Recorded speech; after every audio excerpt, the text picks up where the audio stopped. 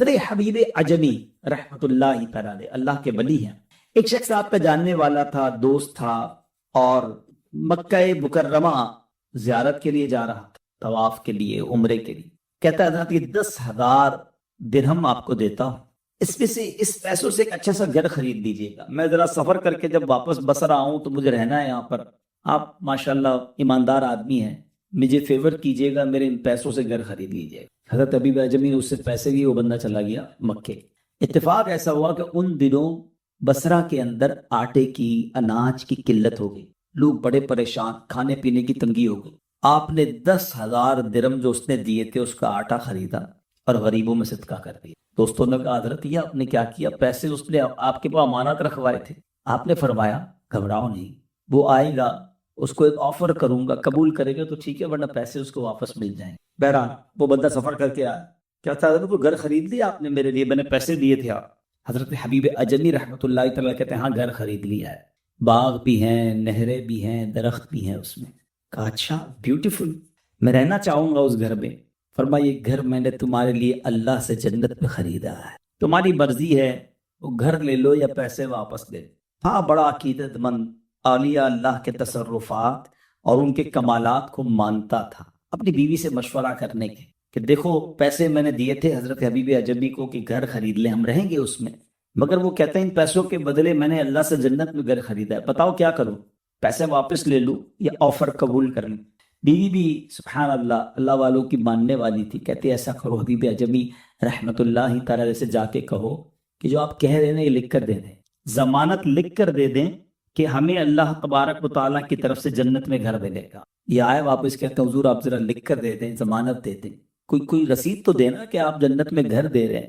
حضرت حبیب عجمی رحمۃ اللہ تعالیٰ نے ایک مکتوب لکھا، بسم اللہ الرحمن الرحیم، یہ ضمانت حبیب عجمی کی طرف سے فلاں فلاں شخص کے لیے ہے کہ جس نے 10,000 درہم اللہ کی راہ میں صدقہ کر کے وہ فلاں بندے کے لیے جنت میں گھر خریدا ہے۔ اب اللہ کی رحمت پر امید ہے کہ حبیب عجمی کے اس وعدے کو پورا کر دے۔ اس طرح کا ایک مضمون لکھ کر اس کو دے دیا۔ وہ بڑا عقیدت مند تھا، اس نے وصیت کی مر جاؤں تو کفن میں ایک پرچہ ڈال دینا۔ اس کا انتقال ہوا، حسب وصیت یہ پرچہ اس کے کفن میں ڈال دیا گیا۔ صبح ہوئی تو اس کی قبر پر ایک رکا پڑا ہوا تھا۔ دیکھنے والوں نے دیکھا کہ یہ برات نامہ ہے حبیب عجمی کے لیے کہ جو اس نے اللہ کے ذمہ کرم پر جو نیت کی تھی اس بندے کے لیے، اللہ تعالیٰ نے ایسا ایسا محل، وہ گھر جنت میں اس کو عطا فرما دیا۔ لوگ وہ پرچہ لے کے حبیب عجمی کے پاس آیا، آپ بہت روئے، کہتے یہ اس شخص کے لیے برات نامہ نہیں ہے، میرے لیے بھی تو برات نامہ ہے، میرے رب نے میری لاج رکھ لی، میرے کہے کو پورا کر دیا۔ میرے بیٹے اسلامی بھائیو، یہ واقعہ اولیاء کرام کی فضائل کی کتابوں میں موجود ہے۔ سیکھنے کو کیا ملا؟ چاہیں تو اشاروں سے اپنے کایا ہی پلٹ دیں دنیا کی، چاہے تو اشاروں سے اپنے کایا ہی پلٹ دیں دنیا کی، یہ شان ہے ان کے غلاموں کی، تو پھر سرکار کا عالم کیا؟ اللہ والے سبحانہ۔ اور یہاں ایک اور بات پتہ چلی کہ جنت کے سودے ہوتے ہیں جب بندہ اللہ کی راہ میں خرچ۔ حدیث پاک ہے نا، بڑی صریح حدیث پاک ہے، کلیئر حدیث پاک ہے کہ اللہ کے حبیب علیہ الصلوۃ والسلام فرماتے ہیں، جس کا مضمون ہے کہ جو اللہ کے لیے مسجد بناتا ہے اللہ اس کے لیے جنت میں گھر بناتا ہے۔ یعنی آج ہم اگر مسجد بنائیں اخلاص کے ساتھ اللہ کے لیے تو رب کریم انشاءاللہ جنت میں محل عطا فرمائے گا، کیونکہ یہ نبی پاک علیہ الصلوۃ والسلام کا وعدہ ہے۔ تو پتہ یہ چلا کہ انسان دنیا میں رہ کر بھی جنت میں گھر بنا سکتا ہے، انسان دنیا میں ایسے کام کر سکتا ہے جو اس کی آخرت کو بہتر بنانے والے کام ہوں، اور ان میں سے ایک بہترین کام اللہ کی راہ میں خرچ کرنا، راہ خدا میں خرچ کرنا، صدقہ و خیرات کرنا۔ یہ اللہ کو کس قدر محبوب ہے۔ صدقہ بلاؤں کو ٹال دیتا، صدقہ مصیبتوں کو ٹالتا ہے۔ حدیث کا مضمون ہے 70 برائیوں کے دروازوں کو بند کرتا ہے صدقہ۔ بندہ جب صدقہ دیتا ہے نا تو جب بلا اترتی ہے تو صدقہ بلا اور بندے کے درمیان آ جاتا ہے اور اس کو روکتا ہے، انٹرسپٹ کرتا ہے، بندے پر بلا نہیں آنے دیتا۔ حضرت ابو ہریرہ رضی اللہ عنہ کے پاس ایک شخص آیا، کہتا حضور بچہ سمندری سفر پر گیا ہے، آپ دعا کر دیں خیر سے آئے۔ تو حضرت ابو ہریرہ نے فرمایا ایسا کرو صدقہ دے دو۔ صدقہ دے دیا۔ اب وہاں جس وقت یہ صدقہ دے رہا تھا نا، وہاں موجوں میں جہاز گرا ہوا، ڈوبنے کے قریب تھا کہ اچانک جہاز والوں نے سنا کہ کوئی ندا آئی کہ اے لوگوں تمہارا فدیہ صدقہ قبول کر لیا گیا ہے، اور پھر جہاز نارمل ہوا اور سفر کمپلیٹ ہوا. وہ بیٹا آ کر باپ کو بتاتا ہے کہ عجیب معاملہ ہو گیا تھا, جہاز ڈوبنے کے قریب تھا, پھر ہمیں یہ آواز آئی کہ تمہاری طرف سے جو فدیہ, جو صدقہ دیا گیا وہ قبول ہو گیا. تو اس شخص نے کہا کہ مجھے حضرت ابو ہریرہ رضی اللہ تعالیٰ عنہ نے کہا تھا کہ بچہ سمندر کے سفر پر ہے, تم صدقہ دے دو. تو اے میرے بیچے اسلامی بھائیوں, صدقہ بلاؤں کو, آفتوں کو, مصیبتوں کو ٹالتا ہے.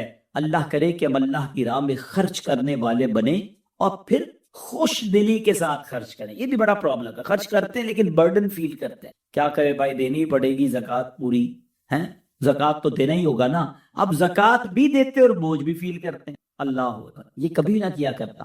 جب بھی اللہ کی راہ میں خرچ کریں تو خوش دلی کے ساتھ کریں. سچی بات تو یہ ہے کہ دینے والا ساتھ سجدہ شکر بھی کرے کہ اے اللہ تیری مہربانی, تو نے دینے والا بنایا, مانگنے والا نہیں بنایا. بہت سارے لوگ بیچارے نہیں دے پاتے, مانگتے ہیں. اللہ نے ہمیں اگر دینے والا بنایا تو پھر شکر بھی ادا کریں. بوجھ سمجھ کر دیں گے تو پھر اس کا اجر نہیں ہے. سبحان اللہ. اور پھر کسی کو دے تو اترائیں نہ, اس پر احسان نہ جتائیں. قرآن کہتا ہے یا ایھا الذین آمنوا لا تبطلوا صدقاتکم بالمن والاذی, اے ایمان والوں اپنے صدقے باطل نہ کرو, ضائع نہ کرو, احسان جتا کر اور تکلیف پہنچا کر. لوگ جب کسی کی مدد کرتے ہیں بعد میں اسی کو یاد دلا رہے ہوتے, یاد ہے نا قرضہ دیا تھا, بھول تو نہیں گیا, نوکری میں نے دلائی تھی, میرے پاس آیا تھا چپل پہن کر, کچھ بھی نہیں تھا, میں نے کاروبار کرنا سکھایا, آپ نے مدد کی, بڑی اچھی بات ہے. یہ جو اب آپ کر رہے ہیں یہ آپ غلط کر رہے ہیں, یہ آپ اپنے صدقے کو بھی ضائع کر رہے ہیں اور دل آزاری بھی کر رہے ہیں. یہ باطل ہو جاتا ہے صدقہ. نہ بتائیں کسی کو نہ بتائیں کہ آپ نے کسی کی کیا ہے, اس کو بھی نہ جچائیں. بلکہ سچی بات یہ ہے کہ اگر میں نے کسی کو صدقہ دیا, کسی کی مدد کی, تو کمال کیا کیا, مجھے بتائیں نا. اللہ نے دیا تو یہ کیا نا, نہ دیتا تو میں کیا کرتا. تو اگر رب نے یہ موقع دیا تو اللہ کی مہربانی, میرا کیا کمال ہے اس میں. لیکن لوگ دیتے بھی ہیں اور جتاتے بھی نہ کیا. ہمیشہ ایک بار فرشتوں میں یہ مناقشہ ہوا, یہ بحث ہونے لگی کہ سب سے پاورفل اللہ تعالیٰ کی طرف سے مخلوق کون سی ہے. تو کسی نے کہا کہ پہاڑ, ماؤنٹینز بہت بڑے ہیں, اتنے زبردست قوی. تو دوسرا فرشتہ کہتا ہے نہیں, لوہا, کیونکہ لوہا پہاڑ کو بھی کاٹ دیتا. تیسرے نے کہا نہیں, آگ تو لوہے کو بھی پگھلا دیتی ہے. ایک اور فرشتہ کہتا ہے پانی تو آگ کو بھی بجھا دیتا. تو اگلے نے کہا ہوا پانی کو بھی بہا دیتی ہے. Confusion. which is the powerful creation of اللہ سبحانہ و تعالیٰ. سب سے زیادہ پاورفل چیز کون سی ہے؟ فرشتوں نے اللہ کی بارگاہ میں عرض کیا مولا تو ہی بتا دے, تیری سب سے مضبوط طاقتور مخلوق کون سی ہے؟ اللہ فرماتا ہے میرا وہ بندہ جو دائیں ہاتھ سے صدقہ کرے اس کے بائیں ہاتھ کو پتہ نہ. یہ سب سے زیادہ میری مضبوط مخلوق ہے, طاقتور مخلوق ہے. ہاں یہ ہے بڑا مشکل کام. ادھر صدقہ دو, ادھر پیٹ میں درد شروع ہو جاتا ہے. اعلان تو ہونا چاہیے. پہلے تھا نیکی کر دریا میں ڈال, اب نیکی کر فیس بک پہ ڈال. ہر چیز ڈالنی, یہ بھی کیا میں نے, یہ بھی کہ ساری دنیا کو بتانا ہے, تو پھر قبول نہیں ہونا. اللہ کے لیے ایک سوال کروں, یہ میرے لیے بھی سوال, یقیناً میرے لیے بھی ہے, اور شاید آپ سب سے زیادہ میرے لیے ہے, کیونکہ جو پبلک میں زیادہ جاتا ہے, لوگ جس کو زیادہ جانتے ہیں, اس کے لیے زیادہ مشکل ہوتا ہے. لیکن میں سمجھانے کے لیے کہہ رہا ہوں, ایسی کتنی نیکیاں ہیں میرے پاس یا آپ کے پاس جو فقط میں جانوں اور میرا رب جانے. یہ سوال کرنا کبھی اکیلے میں اپنے آپ کہ ایسے کتنے صدقے ہیں, کتنے سجدے ہیں, کتنے روزے ہیں, کتنے عمرے ہیں, کتنے طواف ہیں, کتنے ختم قرآن ہیں جو فقط میں جانوں اور میرا رب. کسی نہ کسی طریقے سے, کسی نہ کسی بہانے سے ہمارا جی چاہتی. شیطان کا وہ وار ہے جو ہم سمجھ نہیں پاتے, اتنا باریک وار ہے کہ پہلے تو وہ نیکی نہیں کرنے دیتا, اب نیکی کر لی نا تو اب چین سے بیٹھنے نہیں دیتا. یار کوئی طریقہ تو بتاؤ کہ میں نے بھی یہ نیکی کی ہے, میں نے تہجد پڑھی ہے آج. اب تہجد اکیلے میں پڑھتا ہے انسان, گھر میں بیٹھ کوئی نہیں دیکھ رہا, مگر صبح اٹھ کر اسے ٹینشن شروع ہوگی کہ یار سامنے والے کو کس بہانے سے بتاؤں کہ میں نے تہجد پڑھی. یار آج بہت تھکا ہوا ہوں, خیریت تو ہے, بس وہ تہجد میں اٹھ جاتا ہوں نا. اچھا ماشاءاللہ آپ تہجد بھی پڑھتے ہیں. اچھا اس نے یہ کہنا ہے ادھر دل میں ٹھنڈک, چلو بھائی وصولی ہو گئی. وصولی نہیں ہوئی, یہ آپ کی تہجد چلی گئی, کیونکہ آپ نے تو بتانے کے لیے کیا نا یہ عمل. ہم کیوں بتانا چاہتے ہیں کہ میں نے اکیلے میں کیا عمل کیا؟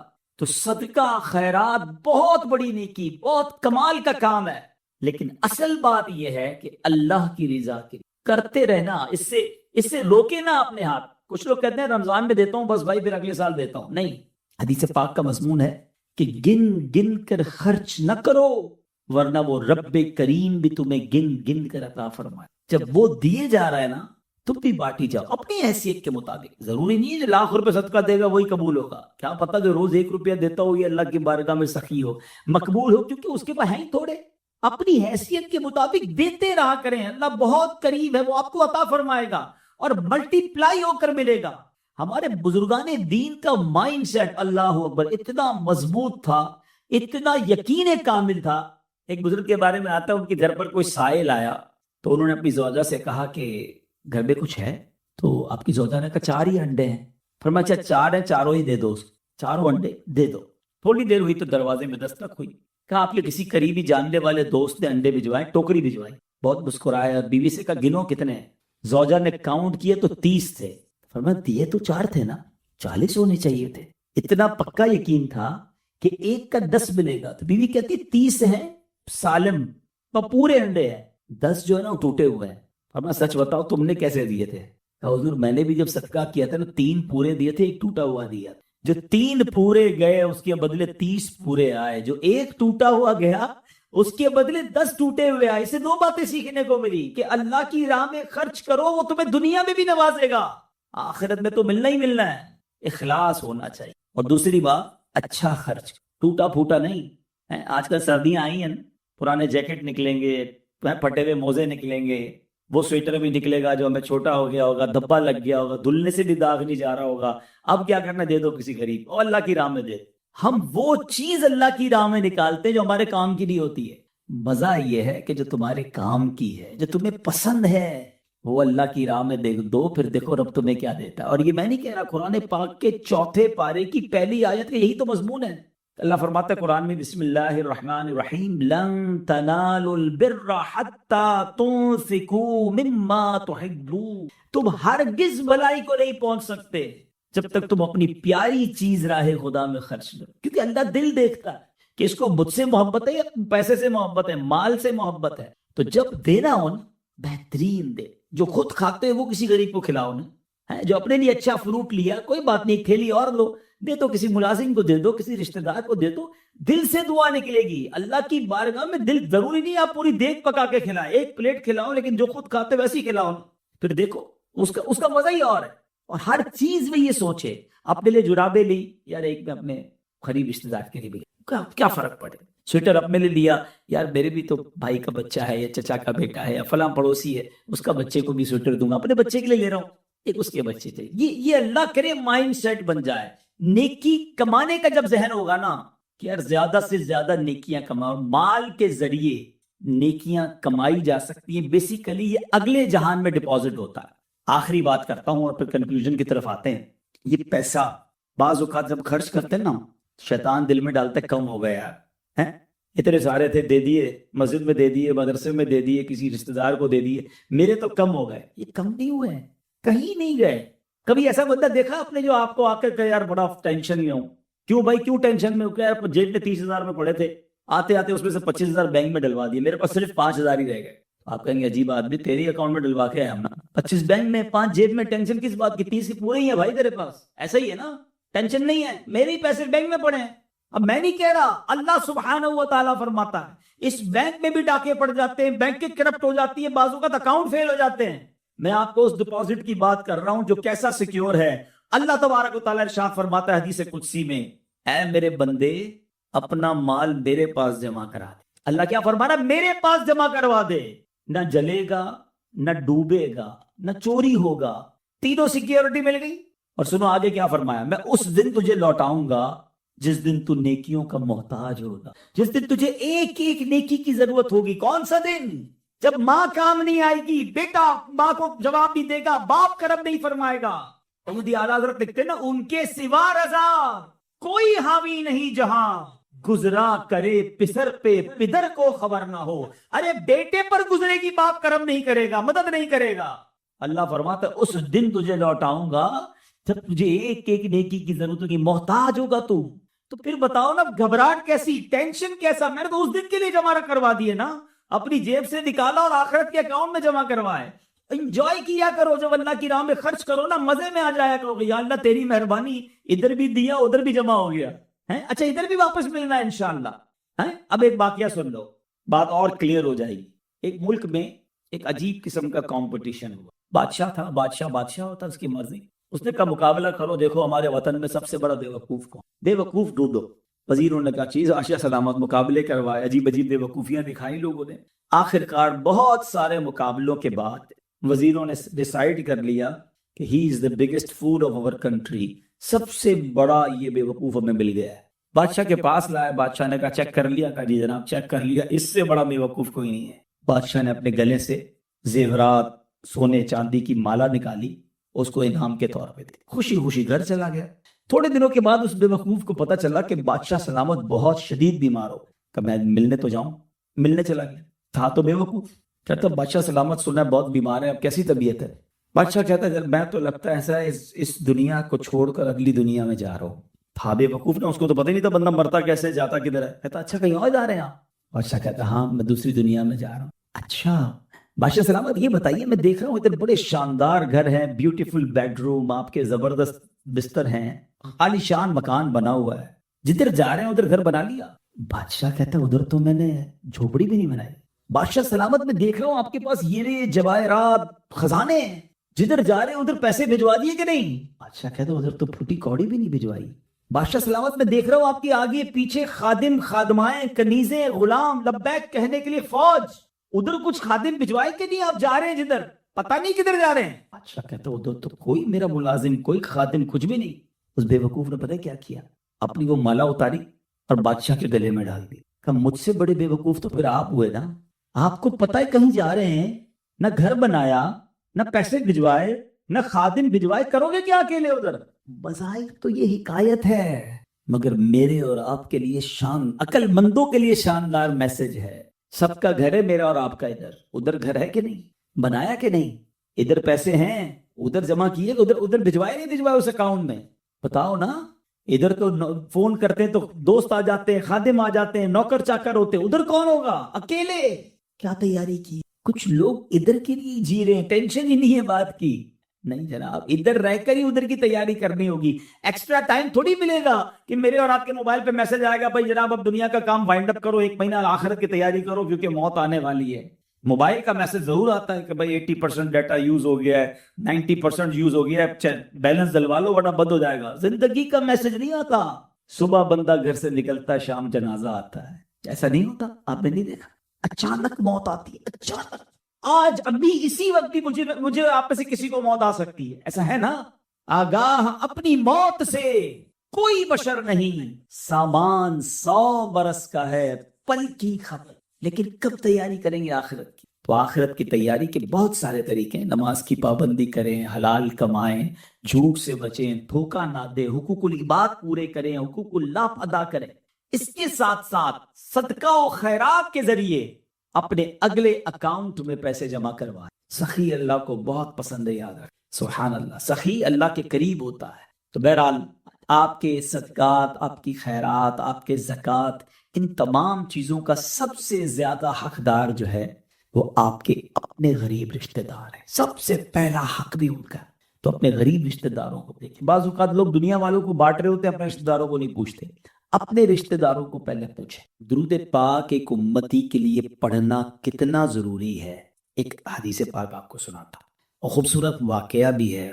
بی بی عائشہ صدیقہ طاہرہ طیبہ رضی اللہ تعالی عنہا فرماتی کہ ایک بار میں اپنے گھر میں رات کا وقت تھا، کچھ سی رہی تھی. آج کل تو ہمارے یہاں بڑی لائٹس ہوتی ہیں اور بڑا ایک جس کو کہیں جگمگ ماحول ہوتا ہے. بات کر رہا ہوں میں آج سے 1450 سال پرانی، جب ایک چراغ ہوتا تھا کمرے میں. فرماتی میں کچھ سی رہی تھی اور میرے ہاتھ سے سوئی گر گئی اور چراغ بھی گل ہو گئے. سوچے کتنا اندھیرا ہو گیا ہوگا. آج اس روشنی میں بھی سوئی گر جائے نا تو تلاش کرنے میں ٹائم لگتا ہے. چراغ گل ہو گیا، سوئی گر گئی. میں تلاش کر رہی تھی کہ اتنے میں میرے آقا صاحب معراج صلی اللہ تعالی علیہ وسلم اپنا نور والا چہرہ چمکاتے ہوئے میرے کمرے میں آ گئے. نبی پاک علیہ السلام کے چہرہ انور سے اتنا نور نکلا کہ پورا کمرہ جو ہے وہ بکائے نور بن گئے. اتنی روشنی ہو گئی کہ میں نے اپنی گم شدہ جو سوئی تھی اسے تلاش کر رہی. اب یہاں تک تو یہ واقعہ بہت خوبصورت ہے.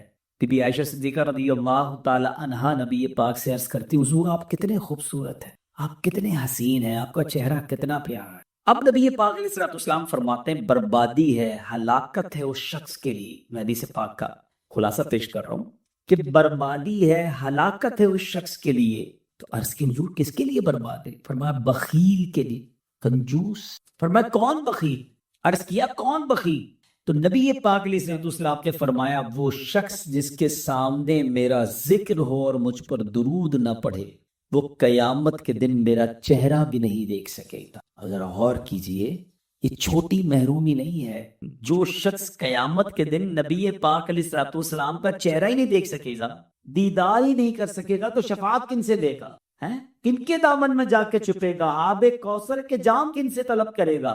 صرف ایک ہی ہستی ہے جنہوں نے قیامت کے دن کام آنا ہے۔ بریلی کے تاجدار لکھتے ہیں نا، سنتے ہیں کہ محشر میں صرف ان کی رسائی ہے، گر ان کی رسائی ہے لو جب تو بنائی ہے۔ تو اگر آقا علیہ الصلوۃ والسلام ہی کا قرب نہ ملا تو جانا کدھر ہے؟ پھر تو مارے گئے نا۔ تو درود پاک نہ پڑھنا یہ بہت بڑی محرومی کا باعث۔ اپنی زندگی میں درود پاک کو شامل کیجیے، اور خاص طور پر جب ذکر مصطفیٰ صلی اللہ تعالی علیہ وسلم ہو تو خاص درود پاک پڑھیں، اور اپنے معمولات میں درود پاک کو شامل کریں۔ اچھا، ایک طرف تو فرمایا جس کے سامنے میرا ذکر ہو اور مجھ پر درود نہ پڑے وہ میرا چہرہ بھی نہیں دیکھ سکے گا، اور دوسری طرف فرماتے نبی پاک علیہ الصلوۃ والسلام کہ تم میں سے قیامت کے دن میرے سب سے زیادہ نزدیک وہ ہوگا جس نے مجھ پر سب سے زیادہ درود پڑھے ہو۔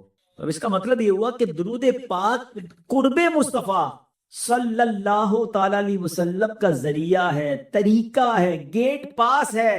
اب آپ نے فیصلہ کرنا ہے کہ قیامت کے دن پیارے آقا کے قریب رہنا ہے یا معاذ اللہ ثم معاذ اللہ ان کے دیدار سے بھی محروم رہنا۔ اب اپنی زندگی میں درود پاک کو شامل کریں، چلتے پھرتے اٹھتے بیٹھتے درود پاک پڑھیں، انشاءاللہ اس کی فضائل، اس کی برکتیں دنیا میں بھی دیکھیں اور آخرت میں بھی دیکھیں۔